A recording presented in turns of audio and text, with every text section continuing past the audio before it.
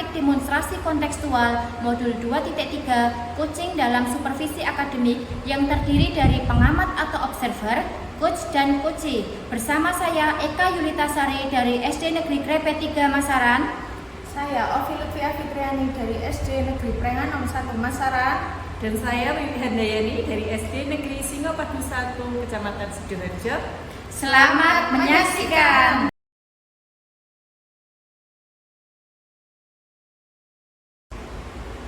Assalamualaikum Bu Ovi. Waalaikumsalam Bu Wiwi. Bagaimana kabarnya hari ini Bu? Alhamdulillah sehat Bu Wiwi. Bagaimana Bu Wiwi? Saya juga sehat, alhamdulillah Ibu. Ya, hari ini Bu Ovi mau melakukan coaching ya bersama dengan Ibu Rika.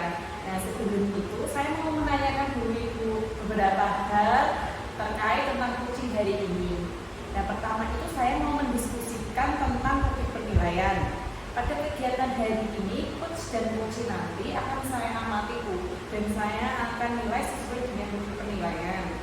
Apakah sudah sesuai dengan alur kita, dan bagaimana nanti Bu Ovi sebagai coach dapat memberikan pertanyaan berbobot kepada coaching, dan nantinya bagaimana coaching juga merespon pertanyaan dari coach. Kegiatan ini nanti juga apakah sudah sesuai dengan prinsip coaching, yaitu kemitraan, proses kreatif, dan memaksimalkan potensi, gitu ya Bu ya. Nah, baik Bu Ovi, pertanyaan saya yang pertama ya Bu ya. Kompetensi apa Ibu yang ingin Anda kembangkan pada coaching hari ini? Kompetensi yang ingin saya kembangkan pada coaching hari ini yaitu presence atau kehadiran penuh, kemudian mendengarkan aktif dan memberikan pertanyaan yang berbobot Ibu. Iya, lalu dari ketiga tadi Ibu, kompetensi mana yang secara spesifik yang Ibu ingin kembangkan? Mendengarkan aktif dan memberikan pertanyaan berbobot Ibu. Ya, baik Bu, selanjutnya indikator mana yang Ibu inginkan dalam proses coaching kali ini? Saya ingin coaching saya itu nanti menemukan solusi dan langkah-langkah dalam mengatasi masalahnya Ibu. Oke, kalau begitu terima kasih ya Bu Ovi ya. Demikian observasi kita. Silakan Ibu dapat melakukan coaching bersama dengan coachnya. Iya, terima kasih Ibu. Ya.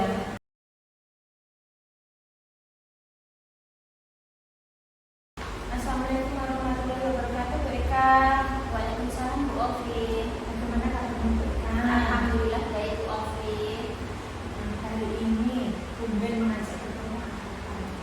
Gini Bu Ovi, saya hari ini mengajak Bu Ovi itu ketemu karena saya ingin mengeluarkan unek-unek yang ada dalam diri saya Bu Ovi. Jadi kalau sudah keluar unek-uneknya Bu Eka itu harapannya kayak apa?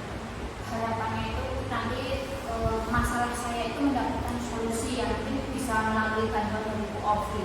Seperti itu. Kira-kira unek-unek yang ingin Bu Eka sampaikan apa Bu? Ini Bu Ovi, terkait dengan tugas tambahan saya ya Bu Ovi. Kita kan sebagai seorang pengajar, tugas pokoknya itu adalah mengajar siswa di kelas ya Bu. Akan tetapi saya di sekolahan itu diberi tambahan oleh kepala sekolah saya itu menjadi bendahara bos, selain itu juga menjadi operator bos dan juga operator bosda Bu Ovi, yang menurut saya itu sangat mengganggu proses mengajar dan mengajar saya di kelas Bu Ovi. Berarti dari Bu Eka itu tugas tambahannya itu sangat mengganggu ya. Jadi Bu Eka takutnya nanti nggak lancar dia Bu Eka. Nah, di antara tugas-tugas tadi Bu Eka, tugas yang terberat itu ketika menjadi operator bos, bendahara bos itu yang paling berat itu apa? Tugas saya yang paling berat itu menurut saya yaitu ketika saya harus membuat anggaran atau LKPS yang seharusnya adalah anggaran sekolah itu dibahas bersama-sama bersama dengan kepala sekolah dan guru-guru lainnya ya Bu. Jadi kebutuhan apa yang diperlukan sekolah saat itu. Akan tetapi di sini semua beban itu diberikan kepada saya dan rekan-rekan guru maupun kepala sekolah itu sudah pasrah dan mungkin percaya kepada saya Bu Ovi. Jadi itu menurut Bu Eka yang paling berat ya Bu. Iya Bu Nah, Ovi. ketika itu tadi membuat anggaran itu menjadi tugas yang berat, Bu Eka itu sudah pernah menyiasati nggak biar misalnya tugas tambahan itu tidak mengganggu tugas utama Bu Eka?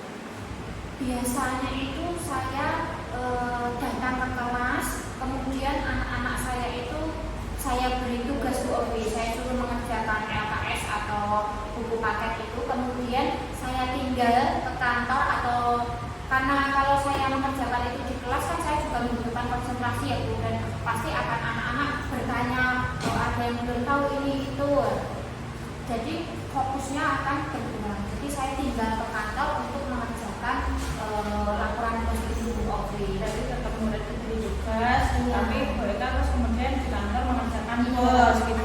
tapi itu menurut saya belum efisien Bu Ovi, karena nama baik seorang pengajar nanti akan menjadi taruhannya, dimana ketika murid nanti ketika sampai di rumah pasti kan orang tua menanyai anak mereka ya Bu, tapi di sekolah diajari apa, nah pasti mereka akan menjawabnya jujur, tapi saya disuruh mengerjakan LKS sama bu guru, lah bu gurunya kemana? Bu gurunya di kantor. Nah dengan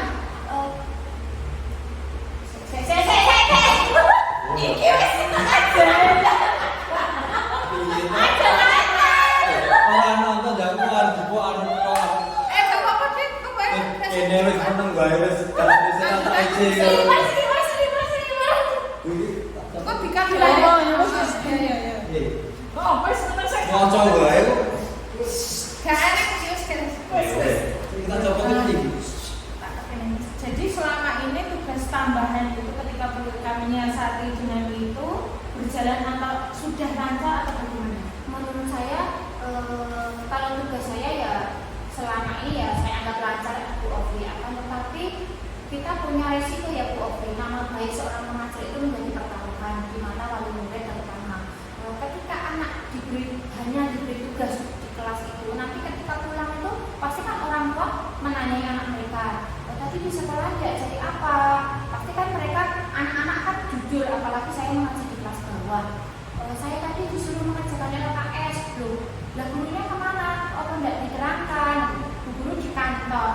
Nah, pasti anggapan mereka kita tidak tanggung jawab dalam mengajar putra putri mereka, Bu.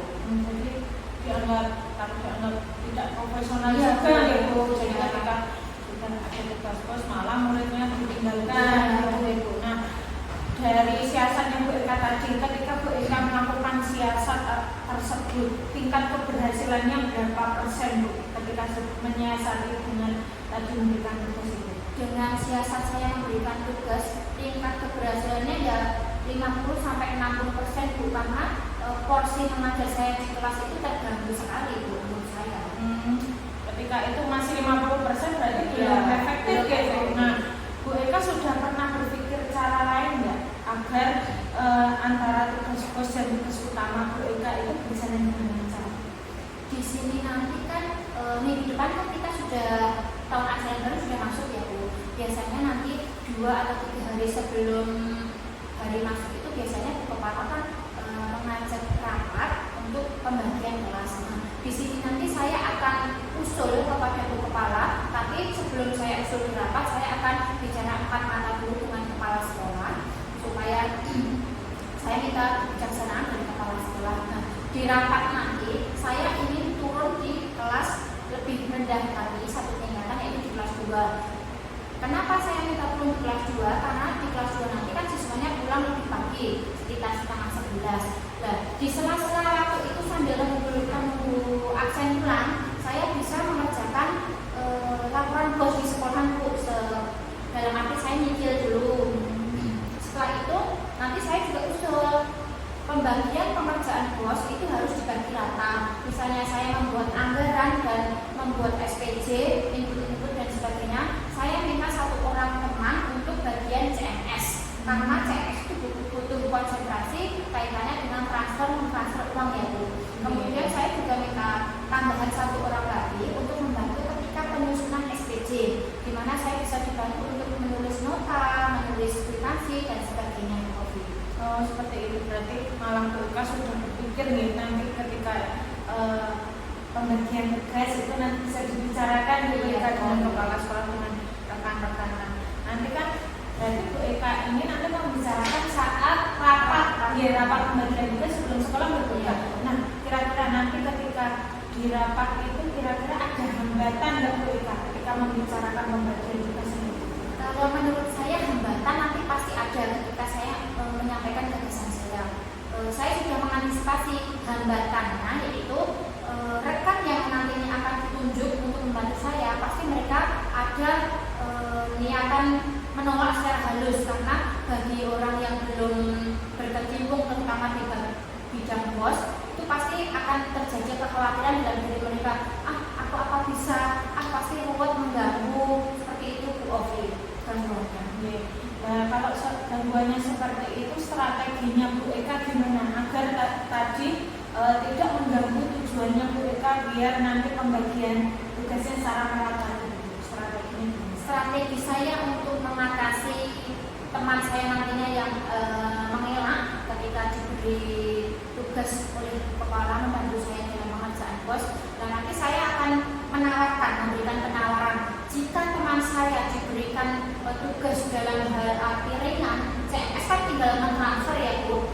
Jika diberi tugas mentransfer saja menolak, nanti saya akan memberi tawaran apa saya saja yang mentransfer, dan beliau nanti yang bagian menyusun anggaran dan input-input di dalam AKAS.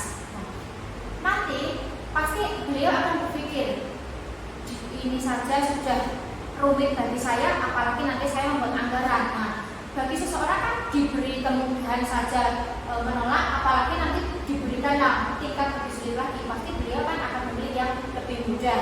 Nah, itu nanti akan saya terapkan Bu Ovi. Jadi saya akan menawarkan diri memberi bergantian tugas dengan beliau. Ya, mantap sekali Bu Eka, bahkan sudah ada strateginya ya Bu Eka ya untuk menghadapi hambatan. Nah, harapannya Bu Eka ketika nanti tujuan Bu Eka ini ketika membagi tugas sudah rata, kemudian bisa mengimbangi antara tugas utama dan tugas tambahan, harapannya Bu Eka? Harapan saya nanti ketika saya sudah menyampaikan maksud saya untuk pembagian tugas secara merata kepada kepala sekolah, harapan saya juga bisa melaksanakan tugas saya itu mengajar di kelas bisa lebih efektif dan maksimal. Saya bisa mengelola kelas saya sebagaimana mesti tugas seorang pengajar di Ovi. Kemudian di samping itu saya juga bisa menyelesaikan pengerjaan SPJ BOS itu dengan tepat waktu. Apabila pengerjaan SPJ BOS itu dibagi rata dan dikerjakan bersama-sama, tentunya kan akan lebih mudah ya Bu Ovi. Dan itu tidak ada alasan lagi untuk menjadi beban bagi petugas BOS dalam pengerjaan SPJ BOS. Nanti semoga dengan bencana Bu Eka nanti lancar ya Bu Eka jadi antara tugas utama dan tambahan. Nah, ketika Bu Eka nanti ini ingin mencapai tujuannya Bu Eka, siapa saja Bu Eka yang perlu dilibatkan dalam rencana ini? Saya akan melibatkan seluruh warga sekolah saya Bu Ovi, di mana saya sangat memerlukan sekali dukungan dari kepala sekolah saya, dan saya juga sangat membutuhkan sekali dukungan dan kekompakan dari rekan-rekan guru di tempat sekolah saya Bu. Berarti adanya kolaborasi itu kunci utama ya Bu antar warga sekolah ini. Ya. Kemudian apakah sampai sini Bu Eka masih ada perasaan yang mengganjal masih dalam diri Bu Eka?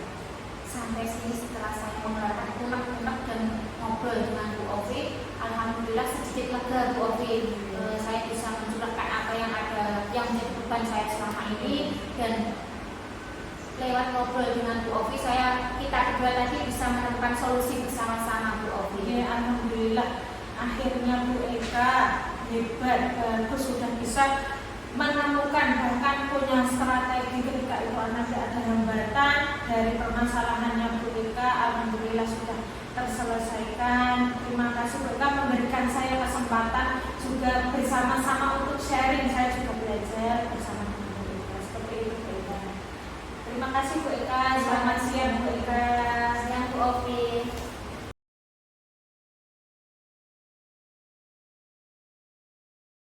Baik Bu Ovi, tadi sudah melaksanakan coaching dengan Ibu Eka.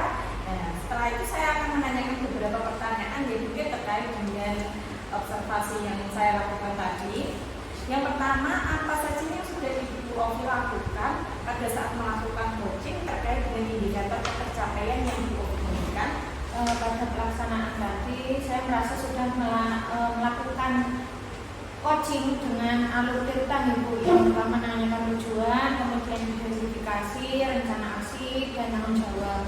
Dengan menerapkan alur tadi, akhirnya coach itu menceritakan masalahnya dengan terbuka dan dapat menemukan solusinya. Oke Bu Ovi, baiklah. Tadi saya sebagai observer juga sudah mengamati proses coaching yang dilakukan oleh Bu Ovi dan Bu Eka ya. Proses coaching tadi sudah berjalan dengan baik Ibu, dan alurnya juga sudah sesuai dengan alur kita. Bu Ovi juga sudah mendengarkan dengan fokus, dengan sesama apa yang diceritakan oleh coaching. Juga Bu Ovi tadi sudah menggali informasi dengan memberikan pertanyaan-pertanyaan yang berbobot, sehingga coaching tadi dapat menentukan sendiri solusi dan langkah-langkah yang akan dilaksanakan ke depannya. Selain itu, Bu Ovi, coaching tadi juga sudah sesuai dengan prinsip coaching yang telah Bu Ovi paparkan di depan tadi pada waktu praobservasi. Ini pertanyaan terakhir saya, Bu Ovi, sebelum kita tutup. Kompetensi apa lagi yang ingin dikembangkan oleh Bu Ovi berdasarkan coaching yang baru saja dilakukan? Kompetensi yang ingin saya lakukan adalah lebih memahami alur cerita itu. Jadi ketika saya nanti lebih memahami, saya bisa melakukan coaching nanti lebih baik lagi seperti itu. Oke, sangat bagus sekali ya Ibu Ovi ya. Semoga nanti juga ke depannya kita dapat melakukan coaching lebih baik lagi. Dan demikian observasi